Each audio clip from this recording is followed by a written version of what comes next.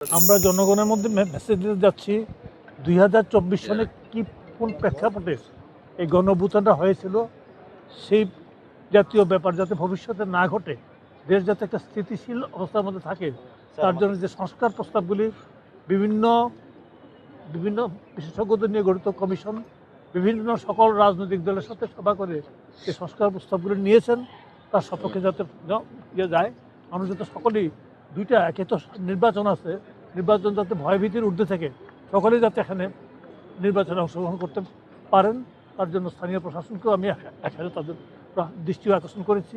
তারা আমাকে কথা দিয়েছেন তাই হবে, এবং গণভোটেও যাতে সকলেই যাতে অংশগ্রহণ করেন এবং ভোট দেন, এবং সেই মেসেজটা দিতে আমি ভোটে বিঘ্ন যারা ঘটাতে চায় এবং তাদেরকে তাদের বিরুদ্ধে প্রতিরোধমূলক ব্যবস্থা প্রতিরোধ প্রথম থেকে আগের থেকে যদি এই ধরনের চিহ্নিত কোনো অপরাধী থাকে তাকে তো পুলিশ পিক আপ করে নেবেই আগের থেকে।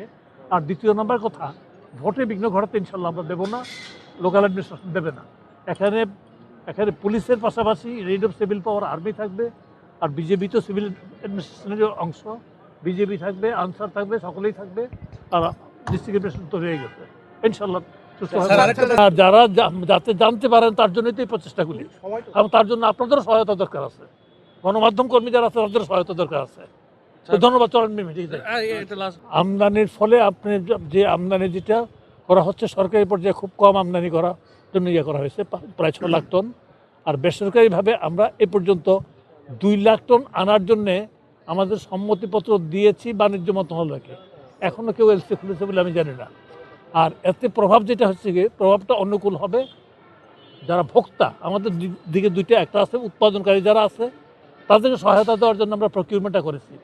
আর আমাদের আসলে স্মরণকালের সবচেয়ে বেশি স্টক আছে, সরকারি স্টক 21 লক্ষ টনের উপরে আমাদের স্টক আছে। আমরা আশা করছি যে কোনো ধরনের সংকট ইনশাল্লাহ হবে না, ভালোভাবে মানে খাদ্য ব্যবস্থা পরিচালনা করা যাবে। আছে কিন্তু মিলারদের সাথে এই নিয়েই আলাপ হয়েছে, তারা বলেছে 2 টাকা পর্যন্ত বেড়েছিল, আগামী 2-4 দিনের মধ্যে নেমে যাবে।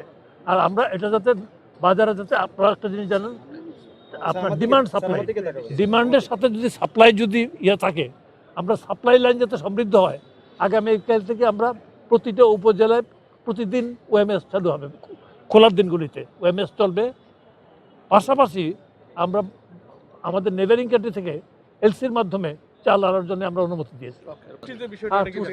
ব্যাপারটা হচ্ছে এটা জটিল গবেষণার বিষয়, এসব নিয়ে গবেষণা চলছে, চলবে ইনশাল্লাহ। আশা করছি আমরা ভবিষ্যতে ভালো